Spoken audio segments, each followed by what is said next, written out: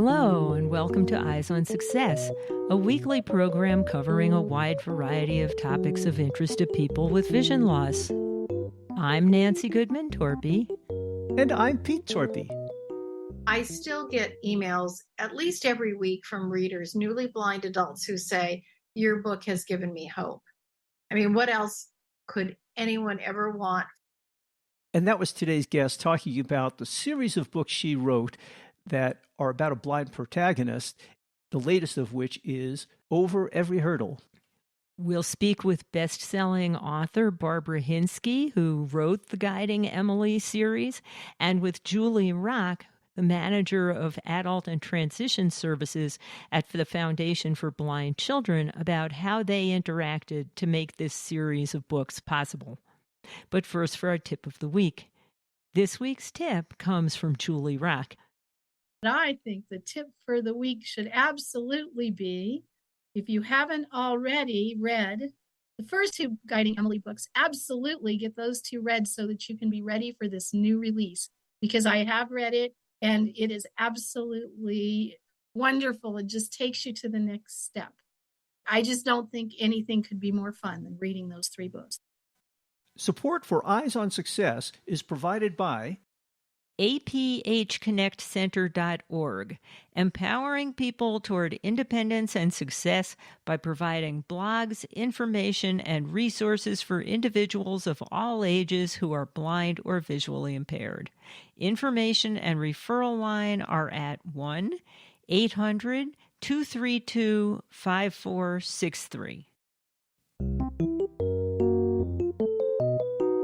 You are listening to Eyes on Success. Success, success, success, success, success. Let's start by meeting Barbara and Julie and learning about how the interaction between the author and the Foundation for Blind Children got started. Today, we're pleased to invite back a guest we've had on the show several times before. But for people who may not know you or don't remember, Barbara, maybe you can tell us who you are and what you do. Thank you, Peter. I'm Barbara Hinske, and I'm an author, a novelist. I've written a series that focuses, the protagonist is a newly blind woman and her guide dog. And the first book in the series is Guiding Emily, which is currently being turned into a movie. And The Unexpected Path was the second book. And now I am launching the third book, Over Every Hurdle. I write other things as well. Well, congratulations on the movie. That's really exciting. Thank you. I'm real excited about that. Do you know who's going to be starring in it? No, I believe the movie will have the same name as the book, Guiding Emily, and I'm a paid consultant, so I have to be there during filming. And this is not the first of your books that's being turned into a movie. You've been through this before. I have. My Christmas novella, The Christmas Club, was made into a Hallmark Channel Christmas movie of the same name in 2019. And today's other guest is Julie. Maybe you can tell our listeners who you are and what your special relationship to Barbara is. Gladly. So my name is Julie Rock, and I manage an adult comprehensive program that is funded by VR at the Foundation for Blind Children. And we help people who have either lost vision recently, or maybe their vision has increased, they've finished high school, and they're ready to either move on or retain employment, retain their job. And so we help them learn the skills they're going to need for that job. So we met Barb when she came in for a tour and had some questions and decided to write this book and did some interviewing about what is it we do. And I've now been working with Barb for about 5 years, and it's been quite the joy. Now, although Barbara is sighted, I understand you are blind, Julie. I have low vision. I'm legally blind. I have something called Stargardt's maculopathy, which means I have central vision loss. The symptoms are similar to age-related macular degeneration. Mine came on when I was in high school. I actually played basketball, varsity, all the way through high school. It really hasn't stopped me from doing anything except driving. But the time came when my vision was low enough that I absolutely needed assistive technology. I used JAWS, which I'm sure your listeners have heard you talk about before. as well as magnification. And I just do a lot of use of all of the different blindness skills that are needed by those of us that are either blind or visually impaired. And I gather you have a guide dog who was maybe the model for Emily's guide dog in the book? Well, I would leave that up to Barb to speak to, but I will say that my dog Gnocchi, with a G, like the little Italian potato dumpling, came from Guide Dogs for the Blind. He happens to be a black Labrador. He's been with me for 8 years, and he is quite the wonder dog, I must say. Yes, Gnocchi is definitely the prototype for Garth. I just can't tell you what a joy it was, that tour of the Foundation for Blind Children, where I saw the work that Julie and others were doing, and I was just brought to tears. And I said, "What do you need?" And they said, "Well, nonprofit, we need money, and we need to raise the awareness in the sighted community of the isolation that visually impaired people often feel." And I said, "Well, I can do that. I'm a novelist. Write a book about that and shine a light on it. And I can donate proceeds and do those things." And so they were incredibly supportive of me in doing my research, because I knew nothing about this really. So Julie introduced me to the guide dog world and let me see how she works with her guide. And I attended counseling sessions and talked to the doctors and got white cane training. And so the foundation has been remarkable. And in that, I mean, sometimes you work with people professionally and then you just form such an affinity with someone. And Julie's that person for me. I think we don't talk all the time, but when we do, we're so glad that we made contact. And I have to tell you, she is a remarkable dog trainer. Both of my unruly dogs and I think I'm mostly the problem in the dog training because I wasn't very good at it, but have been to her dog training classes. And now I've got really well-behaved little puppies, and it's a joy. So she's a remarkable person. Eyes on Success is made possible in part by our corporate partners. Underwriting pairs the impact of targeted marketing with the integrity of community goodwill. Learn more by sending an email to hosts@eyesonsuccess.net. This week's focus topic is Barbara Hinske's new book, Over Every Hurdle, the sequel to Guiding Emily and the Unexpected Path, which we've talked about in prior shows, and how the Foundation for Blind Children was involved in the creation of this series of books. Well, Barbara, this is a fun series of books that you've put together, starting out with Emily, who goes blind suddenly on her honeymoon in the first book, and then taking us through her life as she learns blindness skills and copes with being blind professionally and personally. And now your new book takes that even a little bit further. Tell us a little bit about the new book. The new book will be called Over Every Hurdle. And this has 2 dogs on the cover. It's got Garth the black lab and Biscuit, who is a yellow lab, based upon another guide dog I know from Foundation for Blind Children. So we've got another blind main character in the book and her guide dog. In this book, we've got Emily facing work challenges where people really don't think she's all that capable. And she is, and she shows them that she can do the same jobs, probably even a little bit better. She has some relationship issues. And one of her employees, she's a manager in her job, in an IT kind of job, programming job. And one of her employees is on the spectrum. And so it's also got his journey in there and his meeting someone and a romance of his. So it's got lots of educational things, I think. I hope that they're just all entertaining and affirming looks at people living real life with the abilities they have, no matter what they are. You've been very generous, and you've given us an advanced copy of each book before we've interviewed you for the show, which is terrific. And we've both read them all and really enjoyed them. And my impression of the 3 books is in the first book, Emily suddenly goes blind, and she really needs to come to terms with that. And she's just first beginning to learn blindness skills.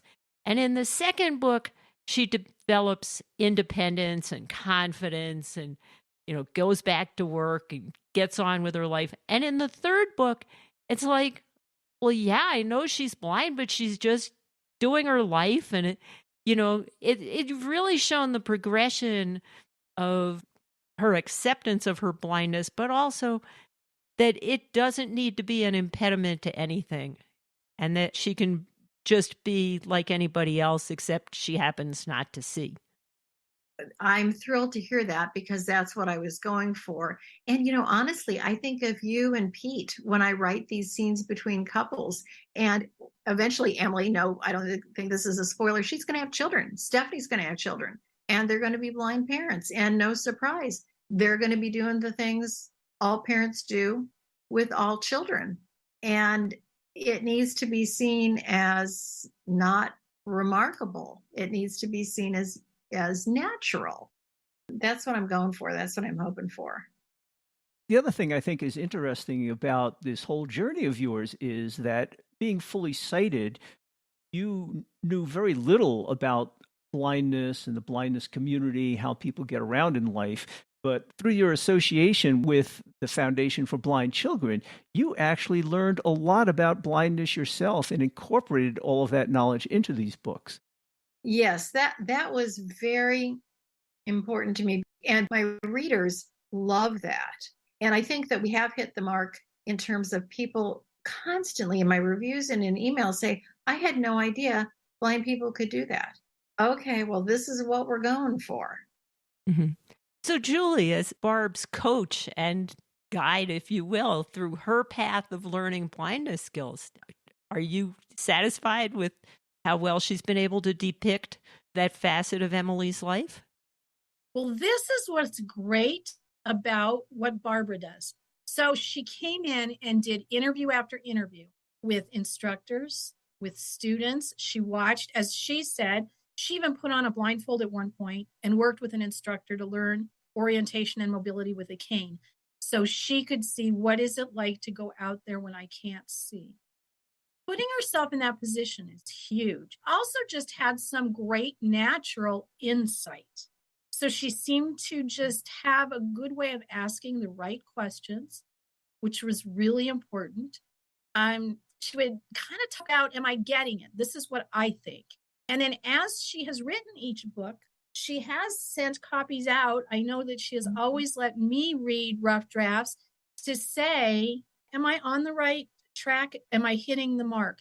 And even if there were little tiny things that we brought up, just to say, I don't know if this is worth changing, but then she would make that decision. And I think being just so open to learning and to listening to what's going on with other people, and then just having that kind of mindset where she can understand and read people. I think some of that's just natural, and that's just who Barb is.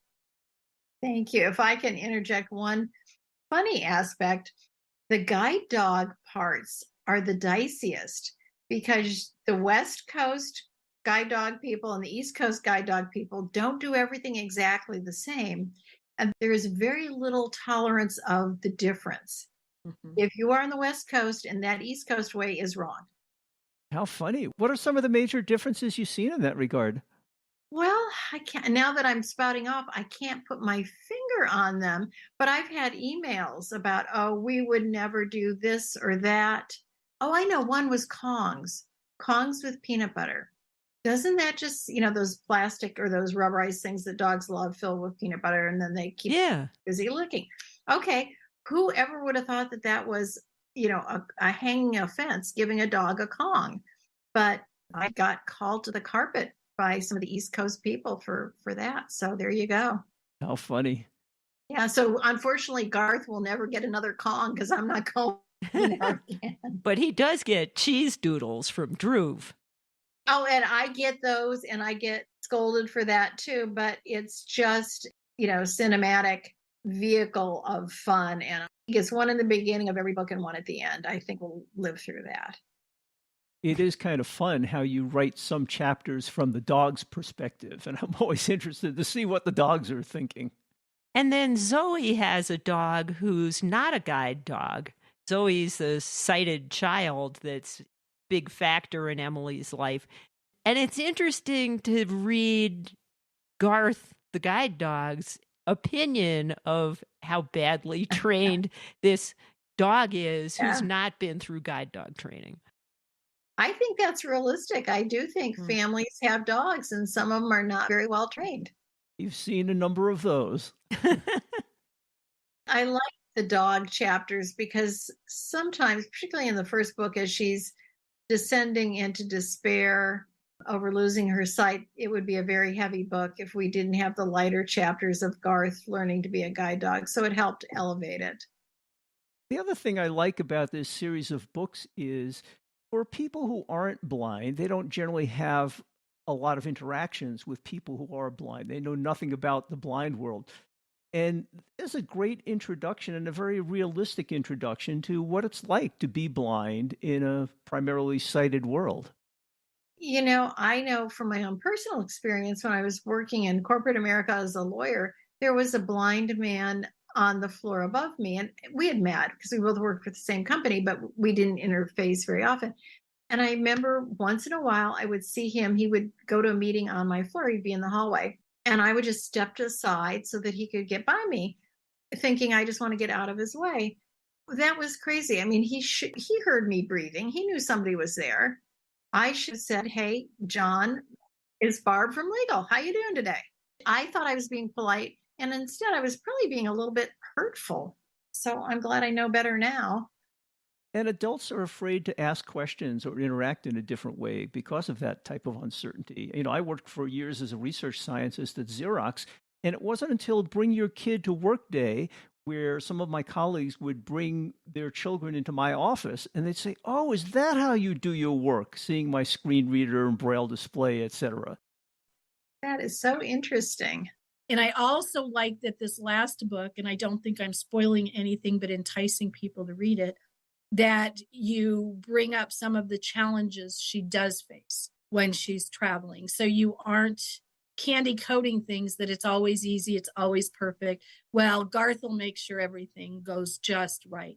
Sometimes, and it doesn't matter if you're visually impaired or fully sighted, you're going to have challenges when you travel. But you hit on some of the real challenges at the end of the day can have you quite frustrated. Yes, that's for sure. And in addition, Pete and I were talking about this, like how you were able to capture the tone and some of the stuff that goes on in a technical work group, because we were both in corporate research and we lived that life and we were really impressed. And you even captured some of the residual sexism that still exists, unfortunately. And you treated that pretty sensitively too. Thank you. I certainly am close enough to corporate America to realize all the politics and the turf protection and all that maddening stuff that is part and parcel of that daily life. Has nothing to do with anybody being sighted or blind, but yeah, it's not helpful. But it is part of life, as you indicate with your books. Yeah.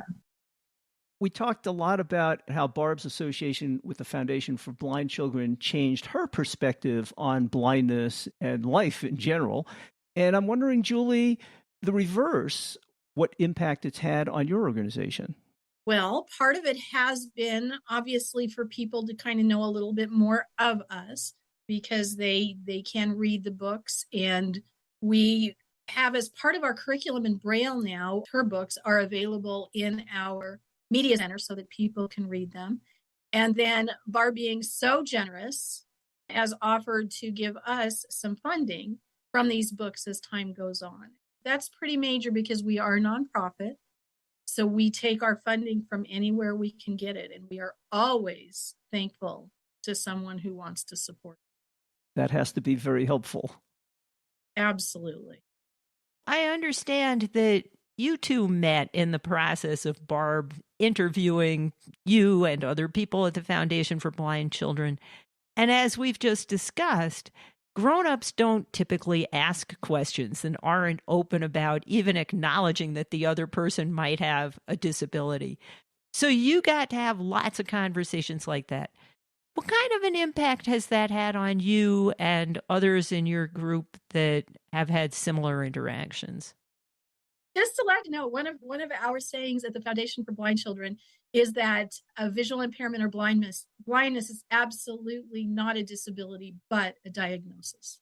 Mhm. And we have it written in our gym. We have it everywhere because we do not believe it's a disability. We do believe just a diagnosis we have to overcome. And having Barb here to be so open has been really good for the students as well as the staff. It gives us the opportunity to look at things from both sides because sometimes, goodness, it has been 40 years since I was diagnosed with my vision loss. And frankly, I don't remember having 20/20 vision. And so sometimes I forget things. So hearing from somebody else about don't forget body language, don't forget, I just had this conversation with somebody and they said, this isn't just about sighted, non-sighted. I said, I'm realizing that there are times that my facial expression is not saying what I truly mean. My facial expression is serious and stern because I'm thinking. And it looks like I'm really angry when all it really means is I'm deep in thought. And I said, I didn't know I was doing that. I wonder if that's my visual impairment. And I was corrected to say, no, I do that too. And I have 20/20 vision. And I didn't notice it until I started using Zoom all the time that I do that too. So having someone like Barb that can come in and talk to us and ask those questions and say, what do you do when you can't read the room? Sometimes we can read it because of what is said, because of a tone of voice. There's a scene in the book where Emily is trying to read the room because it's quiet. And we all know if you can see anything, maybe people are quiet because they're staring at you. But if you can't see, you don't know. Did they leave? Are they not listening? Are they all reading their phones? You have no idea what's going on. And so you have to try to interact verbally to get their attention back. So having someone that's been in the corporate world like Barb that can ask those questions and say, well, what about this or that when you can't see what's going on? That's pretty insightful. So is there anything either one of you wants to add? I don't know if people would think this is interesting, but I do, and I think it's encouraging. The Missouri Department of Education licenses an excerpt from Guiding Emily to use in their standardized testing. Isn't this wacky? Because one of the board members of the Department of Education read the book and said, we need to include more diversity in our standardized testing. And so they licensed a chunk of the book for reading comprehension. That's just so unexpected, but it's encouraging, isn't it? That's pretty cool. That is pretty cool. Congratulations. Yeah. Yeah. Thank you. Well, we thank Barb for putting these books together and your interaction for how this all worked out. They're fun books. Thank you so much. And I think what's really special here, we've done a number of interviews with authors of books that have visually impaired protagonists, but they're mostly visually impaired authors. And to have a mainstream author who, I know you're pretty modest, but you've been on the bestseller list, put out a series of books with a blind protagonist really brings it more into the forefront and is so valuable for raising awareness.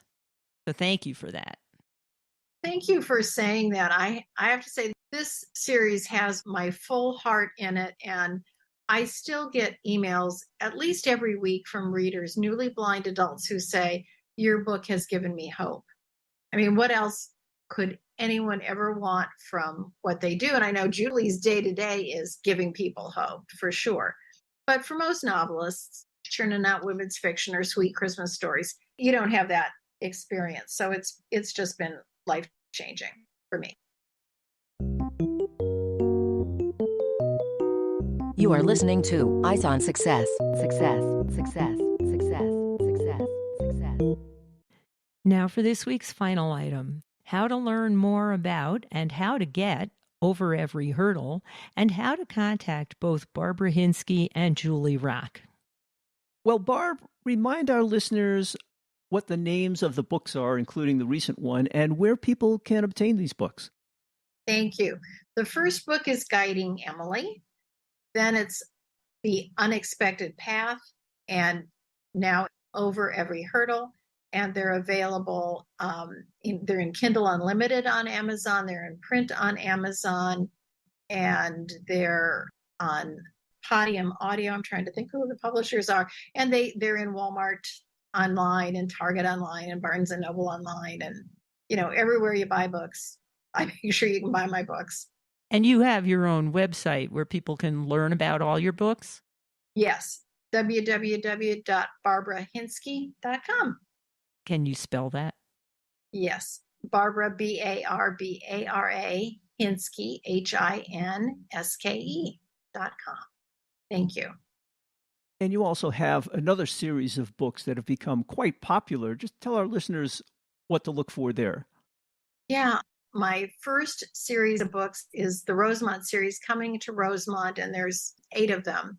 It's women's fiction with a little bit of mystery, thriller, and suspense. I just can't help myself. I write mystery, thriller, and suspense. I love it.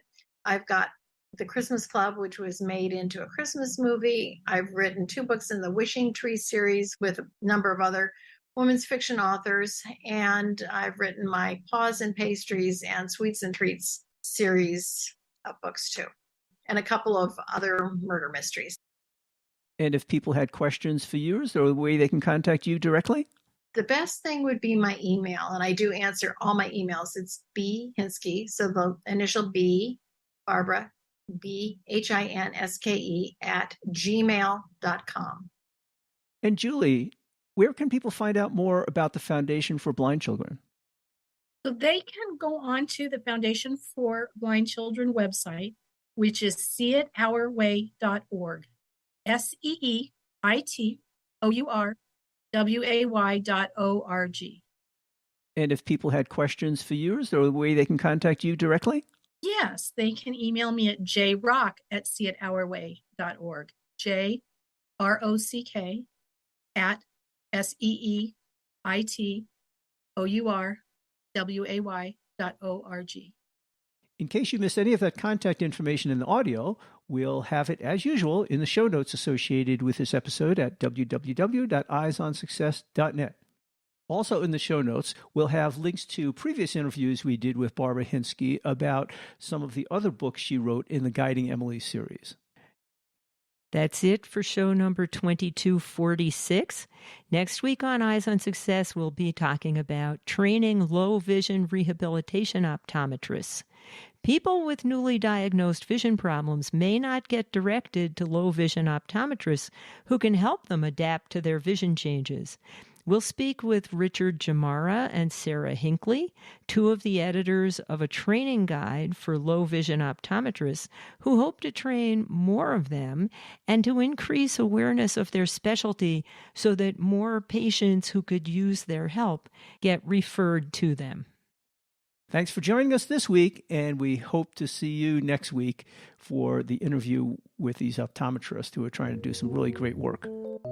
You've been listening to Eyes on Success, hosted and produced by Nancy Goodman Torpey and Peter Torpey. You can access the full archive of previous shows, subscribe to the podcast, and much more by going to our website, www.eyesonsuccess.net.